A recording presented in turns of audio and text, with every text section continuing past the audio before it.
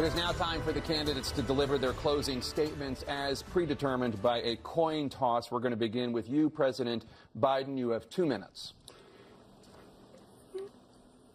We've made significant progress from the debacle that was left by President Trump in his last term.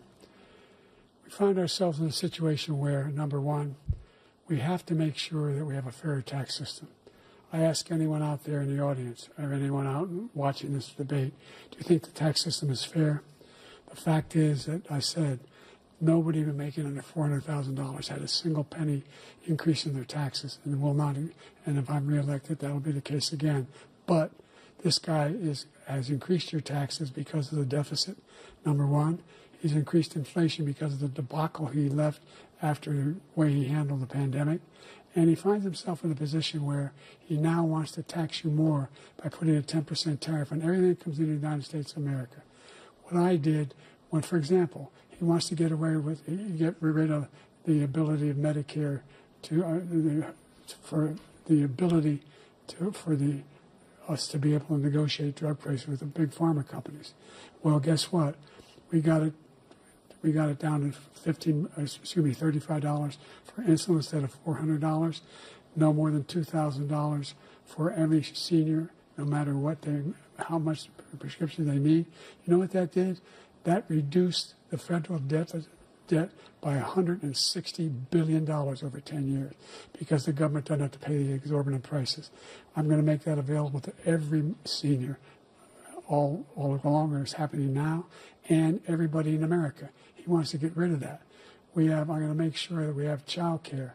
We're going to significantly increase the credits people have for child care. I'm going to make sure we do something about what we're doing on lead pipes and all the things that are causing health problems for people across the country.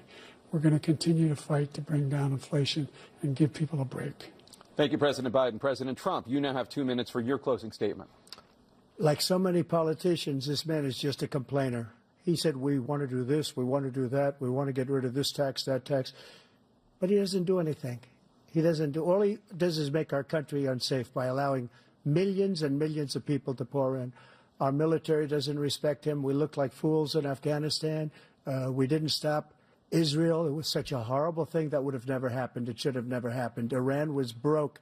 Anybody that did business with Iran, including China, they couldn't do business with the United States. They all passed. Iran was broke. They had no money for Hamas or Hezbollah, for terror, no money whatsoever. Again, Ukraine should have never happened.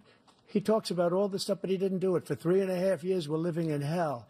We have the Palestinians and we have everybody else rioting all over the place. You talk about Charlottesville. This is 100 times Charlottesville, 1,000 times. The whole country is exploding because of you, because they don't respect you, and they have to respect their president, and they don't respect you throughout the world. What we did was incredible. We rebuilt the military. We got the largest tax cut in history, the largest regulation cut in history. The reason he's got jobs is because I cut the regulations that gave jobs, but he's putting a lot of those regulations back on.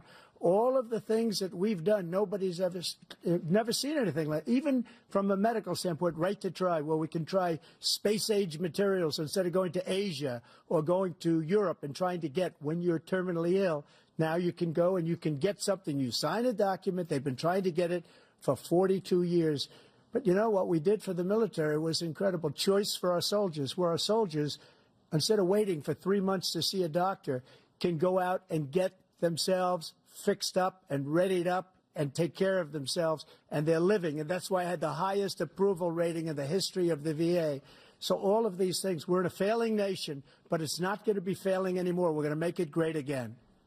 Thank you, former President Trump, President Biden. Stay with us because we have full analysis of this debate. Anderson Cooper and Aaron Burnett starts now on CNN.